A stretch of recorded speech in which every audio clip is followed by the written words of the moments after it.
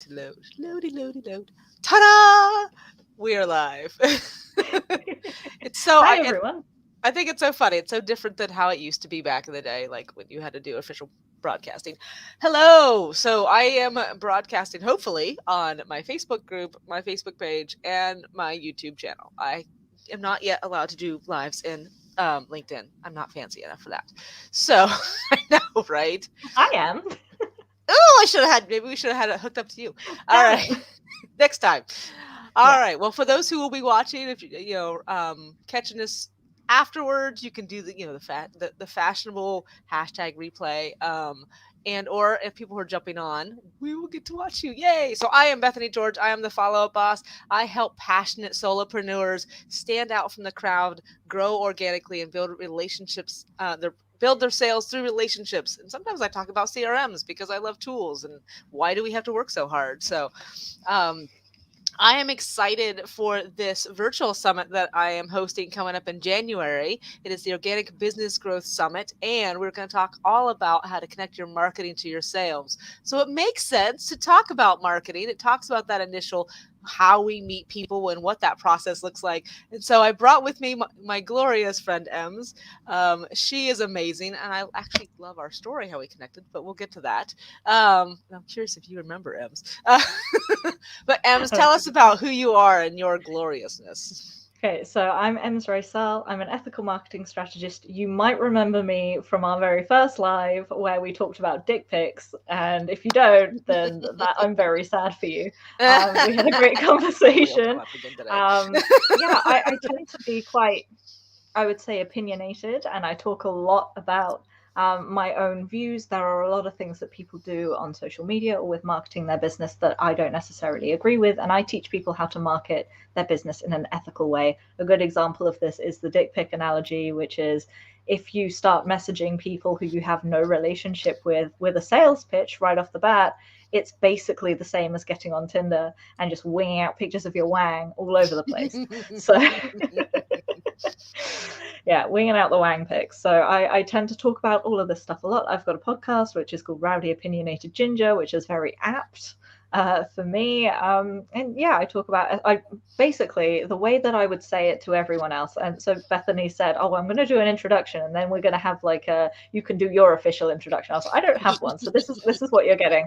Um, a lot of my clients call me a wizard, and we often basically for a living I just stand on a soapbox and I shake my fist at the sky, and it's all about marketing. I just get angry about marketing for a living. It's great. It's good fun. Haha.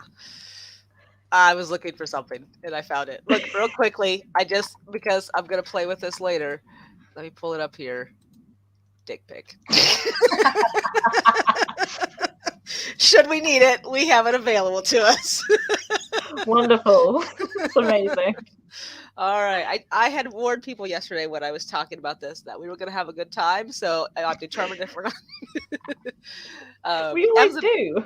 we always do. Ems and I got the privilege of working together quite a bit this year, and we have definitely enjoyed it. And it's also fun because we're in very different time zones. So we come from totally different parts of the day. I'm still waking up. Um, Technically, she's And I'm still ready waking for up. an afternoon nap. I'm like done. But we're doing it. All right. So Ems, do you remember how we originally got connected? Yeah, we meet in a Facebook group. And We then it took us did. a little while, but then we hopped on a call and we've been like, it took us a while to get on that call because time zones and things not Hmm. matching up. But when we did, it was like, okay, cool. I found one of my like soul sisters, like someone else who was as ridiculous as I am and as loud as I am about stuff. I love it. I really wish I had like the accoutrement of someone who does these kind of things more often because I would totally play the Soul Sister song right there. You need a little stream deck on the side. Right, I guess I do. I don't. I promise I wouldn't know how to find the things I need when I need them. So, as in the nature that is me, I did the digging and I looked to see when we got connected, or at least initially sort of kind of started that process, and then we actually when we did our first Zoom. So we connected through some Facebook group. That part I don't know. That's lost in the oblivion. I Facebook don't even. groups. Yeah, I mean it's hard when you initially connect in a group because you start a conversation and you don't quite know if it's going to become anything. And once it Hmm. does, you're like, where did we I don't know. We connected somehow, whatever. Yeah. So it was actually a year ago, in November of last year that we Really? initially got connected. Yeah, I was I like, oh, swear we've been friends for longer than that. it feels longer.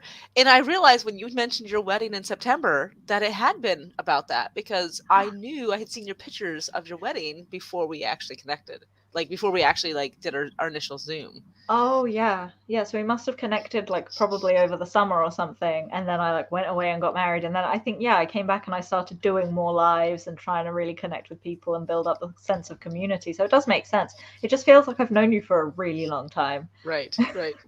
We connected authentically. Yes, that's exactly what we're going to be talking about today. I'm just going to shout about authenticity. Well, and that's why I wanted to bring up how we got connected because it's kind of that perfect example. I meet most of the people that I meet. I would say, well, let's say about 50% of the people that I meet and build connections with. Um, I didn't meet them, say, like at a networking group. So meeting someone at a networking group has a different energy than like meeting someone on social media.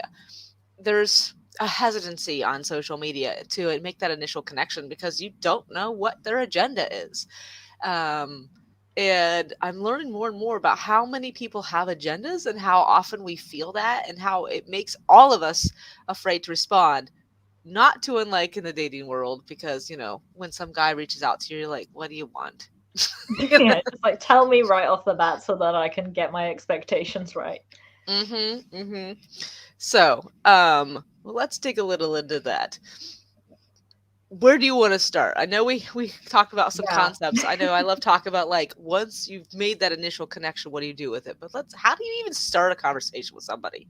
Well, basically, the way that I see it is coming from a place of being ethical and trying to get your name out there. There are several stages. I talk about my flame method concept all the time. The very first stage is awareness, and that's how people find you. So, this is a really great awareness opportunity for me because there are going to be people in your network who are going to see me for the first time and go, huh, she's quite cool. Maybe I'll go follow her on Instagram. Do that. It's at Ems Searle.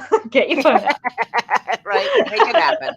Let's do this. Exactly. So it's all about getting that awareness. And then once they are interested, that's the second step. That's where Hmm. they follow you on social media because it's really low commitment. If they decide that they think you're a douchebag 2 weeks in, they can unfollow and it's no skin off their back because they don't really know that you exist. They might get a notification and you might like a couple of posts, but if you haven't started a conversation, there's no real connection with the person. So it is low commitment and using your relationship with social media, being authentic and coming from a place of good intentions is, I think, where you need to start. Because if you start talking to your community and engaging with them authentically with the best interests to provide them value consistently through your social media, that's how you're going to build those connections. So if you do a poll, for example, on Instagram, asking your community their opinion on something, or just telling them about your day. You're going to slowly build trust. And if they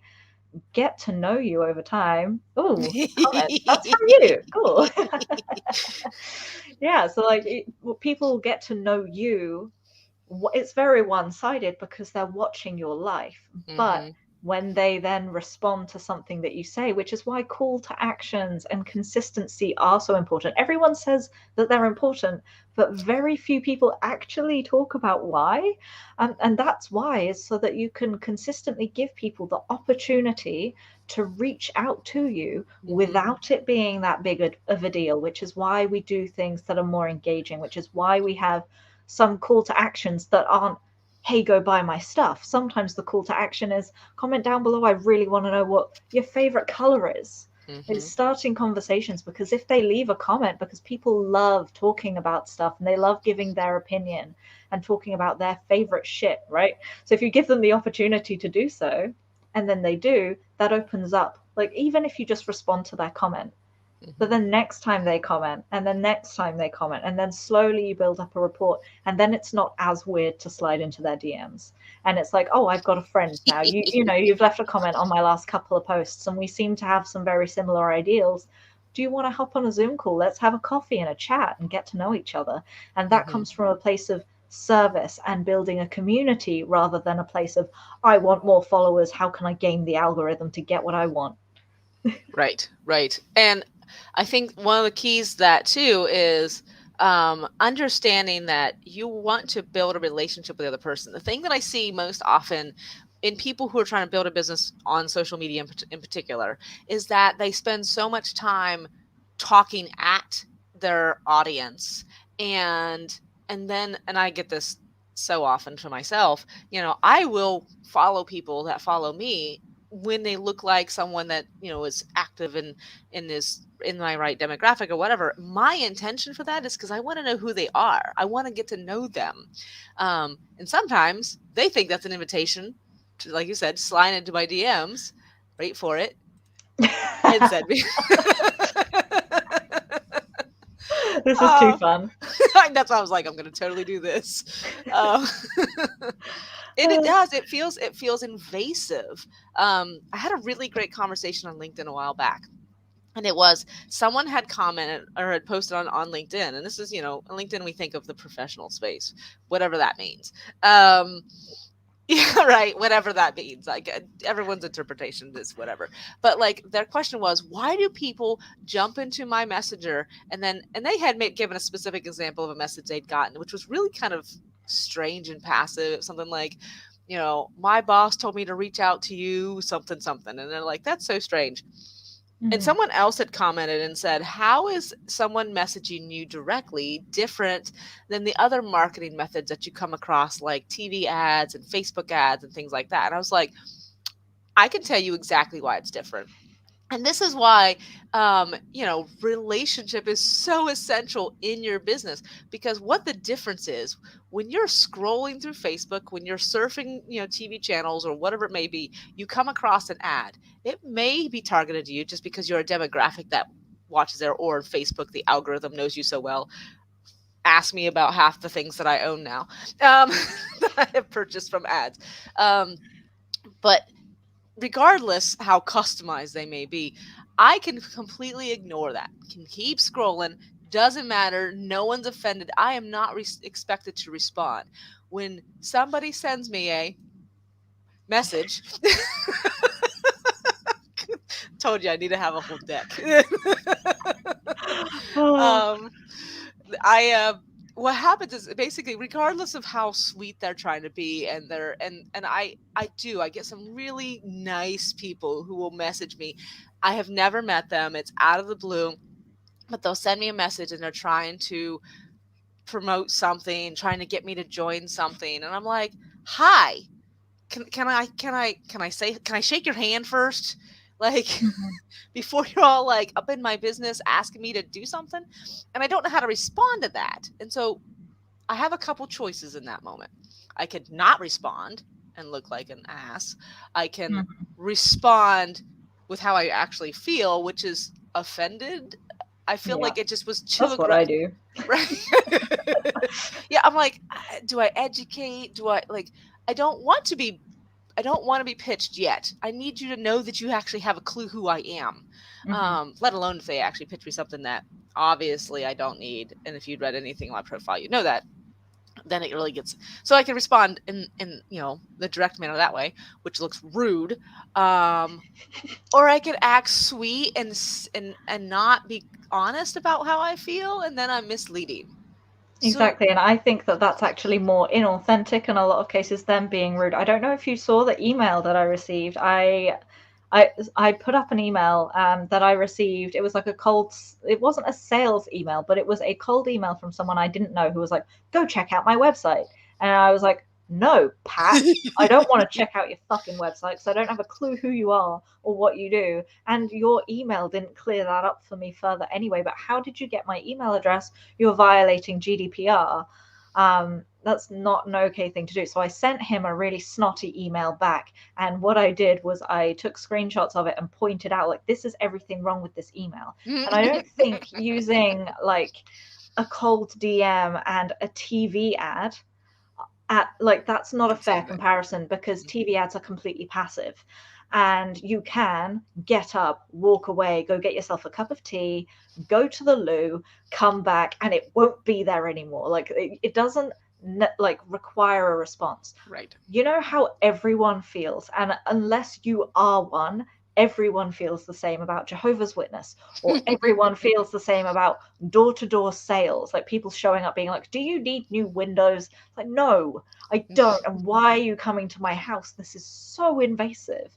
Right. So that's the comparison, is would you like it? And when you start saying sure and being kind and being sweet, they're going to pitch to you over and over and over. So I think being direct, I don't necessarily think it's rude, it's just how I feel, is the best approach, because I don't want door to door salespeople coming to my front door being like, hey, get this really expensive thing that you don't need. And I'm coming to your house and taking up your time and your energy 5, 6 times a day. Mm-hmm. You know? Exactly. And it's like, if someone goes to a networking event, sure. If that's the like, that's why I don't like networking events, because it's full of people just trying to pitch you stuff. Um, but if you're going to one with the expectation of I'm going to make connections so that I can make sales, and everyone else is on the same boat and they're all pitching, and that's like the expected thing, then sure, pitch to a complete stranger. That's why I don't do them. That's why I don't like them. But that's the right avenue to go down. Don't just start pitching to random people out of the blue and then being snotty when they're like, hey, stop that. Mm-hmm. Which is something I get a lot. I will say in the networking space, that's a whole different rabbit hole. And Mm-hmm. thankfully, I mean, I operate a lot in the networking space, and a lot of the groups that I'm in, we're very conscious about not pitching each other. There's a phrase that I really loved, and it was to sell through, not to. Mm-hmm. And I think it really changes the mindset. And the mindset is the key to any of this, regardless if your primary way of connecting is networking, if it's social media, if it's some other avenue. It's all about the intention, about what you're doing behind it, and that intention guides your words, it guides your actions, it guides your content. If your intention is just to get, is to be like clickbaity, is to get people to just respond, is to trigger fear or to do some sort of manipulation, which unfortunately a lot of sales techniques do play on the kind of manipulative side of psychology. There's a negative intention behind that, and people feel that. Even when you're like, if you are messaging someone directly, which I message people directly fairly often, but it's never with a pitch. I Mm-hmm. have a totally different way of connecting with people, and it's a long-term process. The key is to grow a relationship. You can't rush that, because I want them to know and trust me well before we ever work together. Whether I'm working with them or they're working with me, ask Ems. Uh, you know, we definitely got to know each other really well before we got to work together. So was very clear, and that's what's the important piece. There was a point that I was going to back up to. I know it's around intentionality. I was talking about like when you're trying to figure out what to post, what kind of content you want to create, how that intentionality can change that. Yeah, definitely. I 100% agree. If your intention is purely to grow a big following because you think reach is what's going to get you clients, you might grow a big following, but that following is probably most likely the way that you're going to create content is going to be really scattered. It's going to be very trend oriented. It might not be very specific to what you do. And it's going to be just constant content, gaming the algorithm. And that's fine if what you want is a massive following, but a huge chunk of that following is not going to be your ideal client. You're not going to build any decent one-to-one relationships, and that's what you need in order to make an informed, ethical sale. And a lot of so for my services are considered high ticket services. You cannot sell something that is of that higher price point without having that relationship. I work with people for months at a time.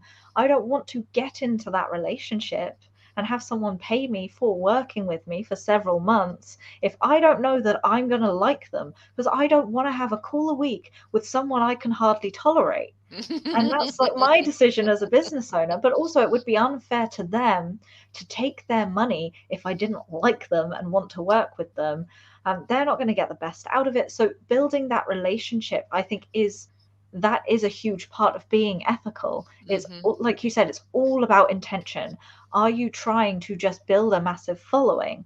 or can you flip the mindset a little bit and go, huh, maybe it's not all about a massive following. Maybe I'm just trying to build a, like, it doesn't have to be large, but I just want to build a community that Yes. gives a shit.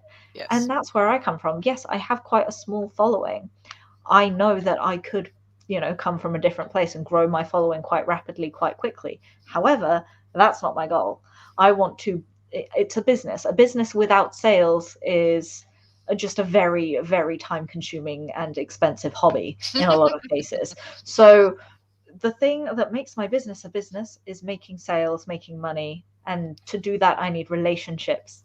Right. So that's my focus, is I'm building a community so that I can get to know all of these people. And that's why I offer free coffee dates. And I had someone say, oh, I can't believe you do that. Like someone else who's like a coach guru type person in the space, right?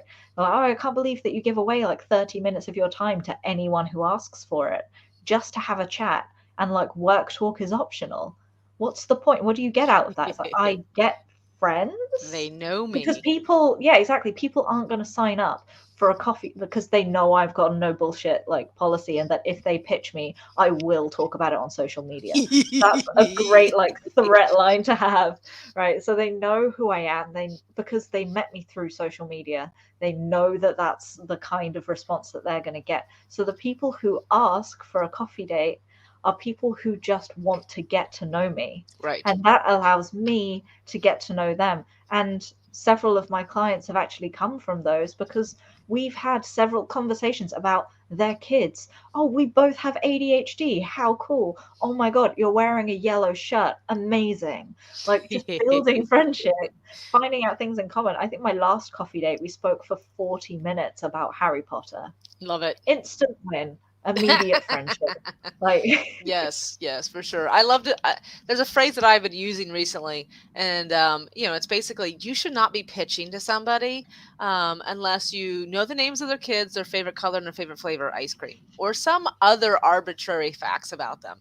The point yeah. being is that you've had a conversation with them and you know them as a human being. And Hmm. it's particularly important in like the service based or coaching space, because you are high at tickets, you're typically working with them more one to one, and they need to know that you're the right person and they can trust you. You need to know that they understand what you do and that they're a good fit for you. And in my plant algorithm or plant analogies that I like to use, some businesses are just trying to grow quick little sprouting plants that don't take very long, so like quick, easy sales. The my witch hat isn't handy. The Facebook ads that flash in front of me. Those are quick, Uh-huh. easy sales. I don't know anything about the company that I bought that from, but that was cute, and it was matched my personality, whatever.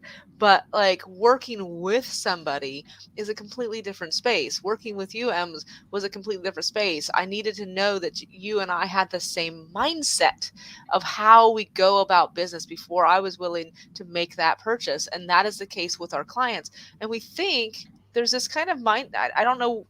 I don't know if it's just lack of knowledge. Bless you. Uh, um, lack of knowledge, or if it's just because so many sales techniques teach this concept of like, you know, don't waste your time on people that aren't ready to buy. Biggest piece of bullshit that I Hmm. have heard.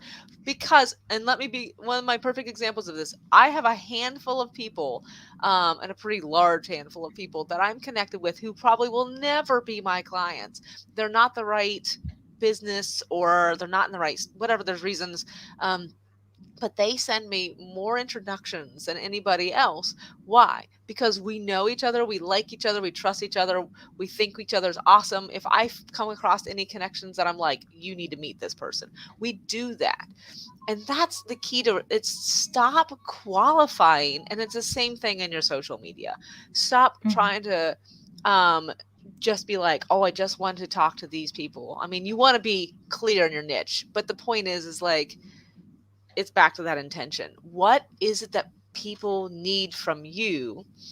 Um, give of yourself. If you're sharing content online and you're like, oh, I don't want to share too much, maybe Why? you You need to need to share more. provide value. Yeah, I was like, if you can teach everything that you have to offer in a 30-second video on Instagram, Mhm. You might need more stuff to Something teach. wrong with that. Yeah, exactly. And that's the whole point of the flame method, isn't it? Is having Ready like for it? giving away. Wait, Oh, wait, wait, wait, wait, wait. There it is. Ta-da! Go oh, for I'm it. so proud. That's so exciting. For every step, right? There's 5 steps of awareness essentially, and there's awareness and interest at the top, and that's your sort of social media space, and that's where you're going to give them the least amount of information, and then you give them more information the more interested they go, because if they're going to sit through you talking about something that you're passionate about that they find valuable for 30 minutes, that is a good, like, you know that those people are actively looking for a solution to that problem, and they like you, otherwise they wouldn't look at your face for half an hour. And I really like what you said about like knowing the name of their kids and their favorite color and stuff. My rule is if I can send them dumb TikToks that are in no way work related, or reels or memes or whatever, that the relationship is ready. If we are that close where I can send them dumb shit, like, they trust me, I trust them. They like me, I like them. Mhm. And I will already have a good understanding of what they need. So a lot of the time, my inbound clients will come to me and go, I really, really need help, and then want to just get started. So we'll have a conversation about it, but I don't know them great yet. So more often than not, they'll go for like my 90-minute call so that we can just get to know each other a little bit and I can give them some advice to go in the right direction. Nice. But then over the course of the next few months, sending silly memes, I know that you're really into Marvel, so I'm going to send you a meme about this. Or like the other day when I sent you a message and I was like, Hawkeye is basically just like Katniss and Peter from the Hunger Games smashed I was like, together. I'm never gonna see Like, that differently again. exactly. But when you know these people well enough and you've got shared interests and you can talk about them freely, and it's not always about work, that's when I feel more comfortable doing high ticket stuff, because the trust is already there. The friendship is already there. You would not have gone for my 3-month program had you not like trusted me to support you for that 3-month process. Hmm. And it took getting to know me as a person to get to that sort of stage. Right, for sure. Yeah, and that's the thing. It's like when we are using our social media, there's two purposes behind social media, and it is to be found, and it is to build relationships. And we can do those simultaneously with the right intention. And I know the other thing we kind of mentioned was this concept of professionalism versus authenticity. If anyone doesn't think that I'm authentic, go see my post from a couple days ago. Yeah. And the thing was about that is it's like when we're trying to think about what it is we want to share with the world, we need to stop thinking about what we think we need to be and think about how we want to show up in the world. Mhm. And that's how we want to interact with people, because that shows a side of us that other people can relate to. It takes it deeper. Stop being afraid to go deeper into who you are, thinking, making up some stories about how people are going to judge us, which is one of our biggest fears. So, we're going to get judged. The biggest fear around being, not being professional enough, which for a very long time I fought with that. Still have mindsets in my head that go around that. Um, the biggest thing with that is that we're going to be judged to be incompetent, not credible, whatever it may be. And the irony is when you can show, um, where your weaknesses exist, people will be like, "You're human! Yay, this is awesome." I mean, hopefully you're We not like, almost Sorry, that she's decided to pop up. I was like, we almost got through the live without her interrupting me. she's like, I get to say hi to everybody. But yeah, the biggest thing is just like, hopefully we're not fucking up in our business, and that's not what's Mhm. happening. Like, hopefully we really do have a business and we know what we're doing, but like, we all struggle with things, even when we show up and we look amazing and like Instagram perfect or whatever, which I never Mhm. do it, but and I never tried to, so that's okay. Yeah, And that's that professionalism too. It's you stand out when you do something different than the norm.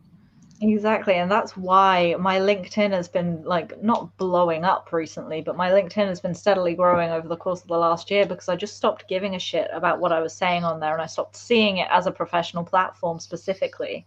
And that really helped me. And I was actually really, from a technical point of view, I was really proud of that post that you put up the other day, Mm. because something that a lot of people that I work with struggle with is having a really direct call to action. You embraced your vulnerability, you did something extraordinarily different and extraordinarily brave. You tore down those walls, but at the end, you were like, I need for you to tell me, Mm-hmm. how I've impacted you. I need this. And had you not put that sentence in, I can almost guarantee you that you would not have had the response that you did. And that's because people want to show you that they care, and they want to show you that they give a shit. And that's why, out of Mm-hmm. the three content types that I teach, you've got debate and educate, which they have their own purposes, but relate is one of the most important ones and one of the most overlooked ones. Mm. Like, I got to know you because you were vulnerable with me and you told me all about your life, and we had several conversations about your family and all of the stuff going on sort of behind the scenes. That's a lot of the stuff that I care about. Like, to be honest, like when we first met, I was not 100% interested. If you had said, oh, I'm going to be teaching this like 40-minute class on this specific thing, I would not have been as interested in that as I was in hopping on a call with you and hearing about your life Mm-hmm. and finding out that you are my friend that eats purple for breakfast. Like that. I love it. Oh, Yeah. that's so much fun. And that is the piece. I mean, we've heard the phrase "people buy from people," and I think sometimes we forget that. But Hmm. especially as small businesses, entrepreneurs, we want to know, like, there's an additional satisfaction. Okay, let me back up a little bit. There's multiple levels of satisfaction at working with someone who knows us, who sees us for who we are, and knowing that we are supporting them and their, and we know them as well. So like, um one of the most basic psychological needs that we have as human beings is to simply be seen and heard for who we are. Hmm. It's something I feel like in business is completely forgotten. And the soapbox that I live on is that we are not taught relationships. As human beings, we are expected to relate one another. We are highly social creatures. And yet, somehow, the concept of building a relationship is not taught anywhere. Like, you, unless you seek it out. Like, You and just like usually, expect it to know. right, we're just, it's just like we're all out here winging it. And usually the only context we're given on how to connect and relate to another human being is in a romantic relationship, because that's the one that Hmm. like really matters. um Not the thousands of other people that we interact with on a regular basis. And in business, sometimes we strip away, we're like, well, business is professional, it's not personal.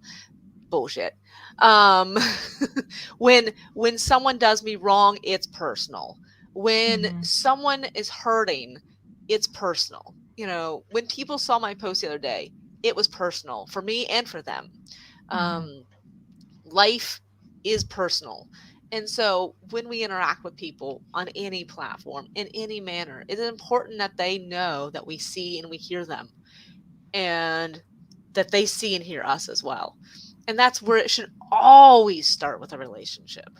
Yeah, Whatever, 100. right. Um that relate of your, I keep trying to point the wrong Yeah, direction. exactly. Because I feel like, oh, go ahead. carry on. No, No, no, sorry. no. I was Okay, I making was fun of just gonna say that like that's something as well that I think a lot of people need to bear in mind is the caliber of the people that you want to attract sort of determines what you put out there and how open you are. So for me, I think professionalism is bullshit, and I do not want clients that are gonna be pissy with me about being a human being. So you. I will talk openly and vulnerably, I think that's a word, about the fact that I have PTSD and I have ADHD, and I have like some days I'll just post on my Instagram story about how I've had a really tough day, and that's really standard. And haha. I love these banners. Yeah, you're having way too much fun. I'm gonna have to take that away from you.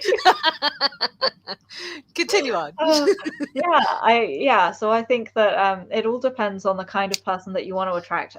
So I posted on LinkedIn, actually, I shared a post about women getting their drinks spiked. Because Mm. it's become a huge thing. I don't know if it is over there, but especially over here, people are not be able to go out without the fear of being drugged, and not necessarily just having their drinks spiked, but people are being injected with needles, and that's terrifying. It's become a Yikes. big thing over here in the UK.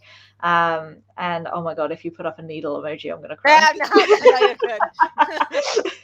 I could just see it moving, and I was like, "Oh god, what are you doing I know now?" I can't because my laptop is on a platform, so it wiggles when I Oh, type. that's amazing. Yeah, so it's become quite a big deal. So I shared a BBC article about it and just shared a bit of my story. Like, you guys asked for vulnerability because a lot of my audience have actively said you need to be more vulnerable with your content on LinkedIn because you're that on Instagram, but we Mm. want to change the way that LinkedIn is seen. And I was like, I know that that makes sense. I just don't like LinkedIn as a platform, or I didn't at the time.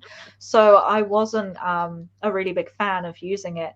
And since I've started being more open about some of the stuff that I've been through and who I am as an actual person rather than who I am as a business professional, like, my content is landing way better. I'm getting 3-4 times the amount of people booking calls and actively Nice. want to, like, start a relationship, or learn something, get some help. These are all amazing people that I'm meeting, and it's because I'm being more vulnerable. But an old work colleague of mine, actually not even a work colleague, someone who just worked in my building when I Mm-hmm. was like 17, 18 years old, in a completely different industry, in a completely different area. So that's like the software tech industry. And he's in sales, but more traditional sales and like corporate sales. Mm-hmm. So very different network to mine. And in my post, I said, "You lot asked for vulnerability, so here it is." And I spoke about my own experience having been spiked on a night out. Wow. And so he shared it, and he was like, "This is absolutely disgusting." It's like, "Thank you. Thank you for sharing that. I miss you too. You're a great person. We don't run in the same circles anymore, but thank you." And he had a comment on his sharing of my post that was this lady who was like, "No one asked for vulnerability." It's like, first of all, you're not in my network, so shut the hell up. And second of all, like, of course it didn't land with you. This was for my audience. This was Mm-hmm. for my people. You're clearly not one of them, so I'm not going to dignify you with a response. But screw you, lady. Like, I shared that with my network. Someone else shared that with you. It's not my fault that it doesn't land with you. Right. He's probably trying to attract some nicer people, which is why, like, you talking like that is probably the reason why he shared my post, so that he can attract some nicer people that are less douchey about things like that. And that's a huge part of it, is, are you speaking to the people that you want, or are Mm-hmm. you just trying to appease everyone and appease the algorithm and like the internet gods? Fun fact, the algorithm doesn't care. It's not designed to be gamed. Just use it as a human being. Be as human and raw as you possibly can, and you're going to get there. You'll get there just fine. For sure. I do want to wrap up, but I do. You mentioned that again, and I think it's a good thing to kind of wrap up on gaming the system. Hmm. We've all seen various different people who are like, you know, this is how you can get more followers. This is how you get more engagement. Sometimes it's like getting in groups to all engage with each other. Which, if you are compatible, I can see that having some synergy in that. But if you're just doing it for the sake of doing it, or buying followers, or whatever it may be, why is that a bad thing? Because it's entirely unethical and goes in with the wrong intention. So with pods, even if they are your kind of people, you get on with them really well, don't do it, because those people are not your ideal client. And even if they are, you should be getting them to engage through your content being good, not they feel like they have to because you sent them a DM and told them to like your most recent post. Like, if your content is bad and people are still interacting with it, that's actually messing up the algorithm, right? So I'm just going to do like talk about it from a technical point of view. I know we want to wrap up soon, um, but that, so the algorithm is not this like big nasty thing that determines who gets seen and who doesn't. It's designed to work with you. So if you post a really great piece of content that does really, really well, and you post it in your pod and you're like, "Hey, can everyone go like this?" and they like it all within the first 30 minutes, and that determines how well that grows, that's great, because that was a good piece of content. What happens when next week you create a piece of content that, for lack of a better word, is shit? is no good. It doesn't resonate well with your audience, but you're still getting the same amount of engagement in that first 30 minutes. The algorithm is going to think that that is valuable content. It's going to get pushed out to more people, which it's then not going to land with because it's not so good. And then they're not going to react to it. So next time you put out a good piece of content, less people are going to see it. So by working in pods, you're actually screwing yourself over. It's the same thing with buying followers. It's not like, I mean, you can do it if you want to, but they are all fake accounts. They're not real people. They're not going to like your posts. In a lot of cases, you have to then pay extra to have them like your posts and to comment some bullshit generic emojis underneath, which is why I hate emoji comments as well. Like if you just leave a heart, I'm gonna think that you're a robot. I'm not gonna justify it with a response.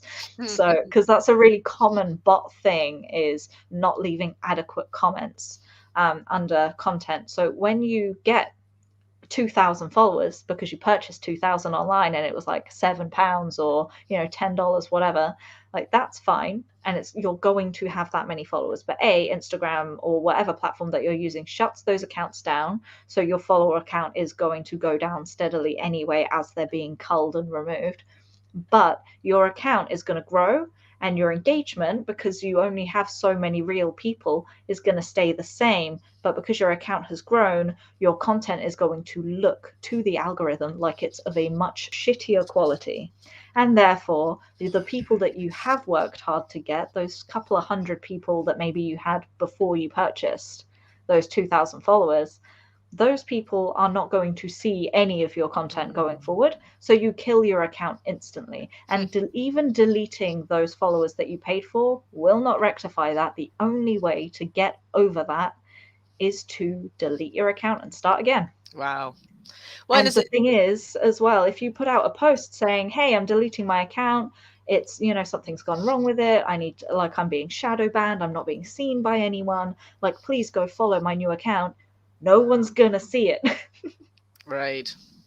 So you're completely screwing yourself over. Yeah, and I think because having heard this term for a long time, I can relate to the concept of like open rates for your email. If you buy a list of people to add to your email marketing, for example, we'll use the same example. Say you had 200 before and you buy 2,000. Now you have 2,200 people on your email list and you send it out.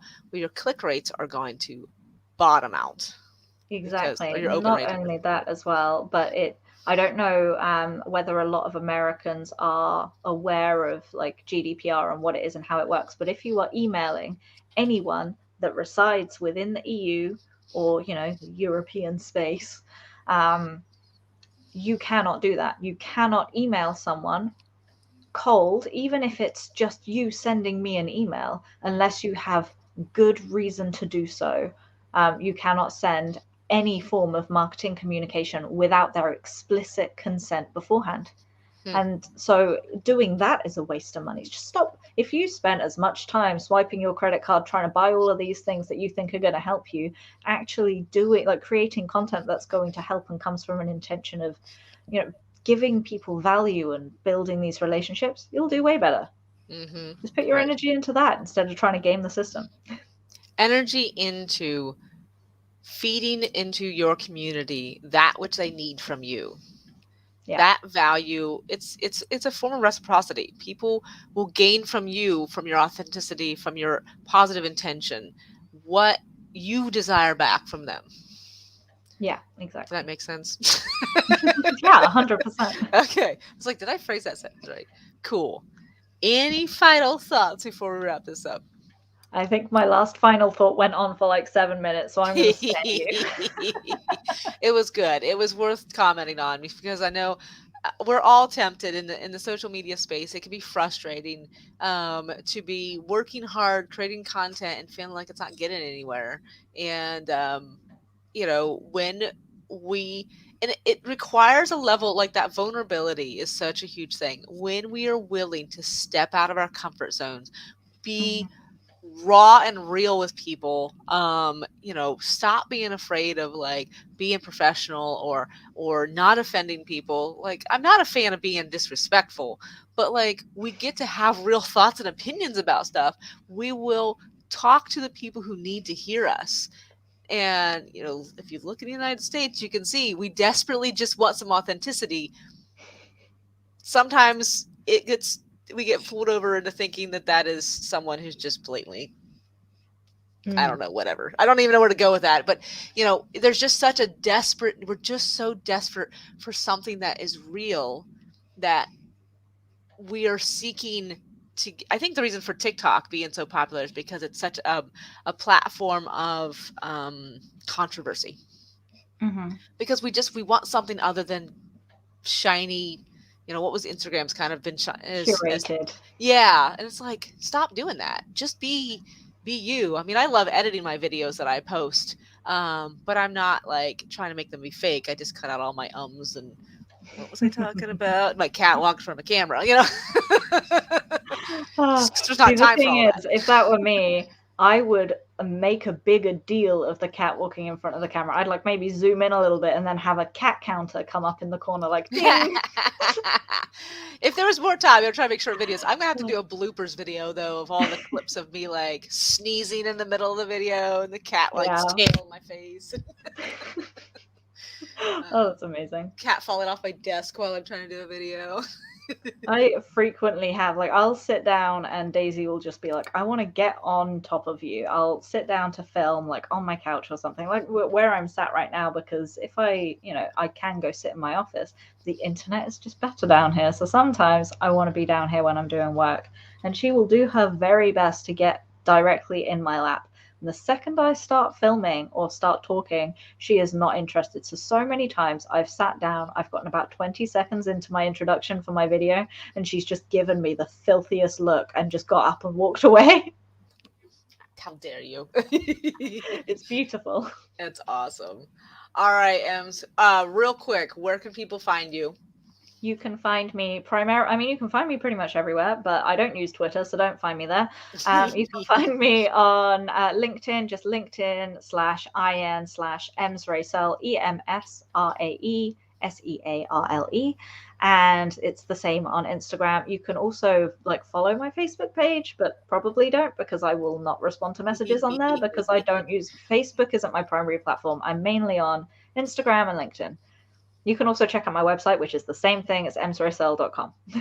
Say your last name for me one more time. So. Searle. Okay.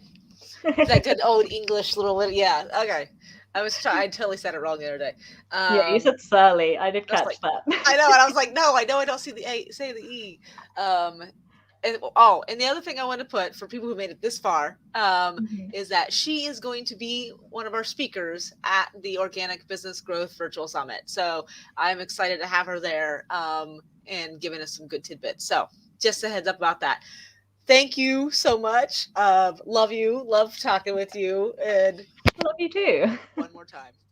Dick pic. Amazing. All right. We will talk to you soon. Yeah,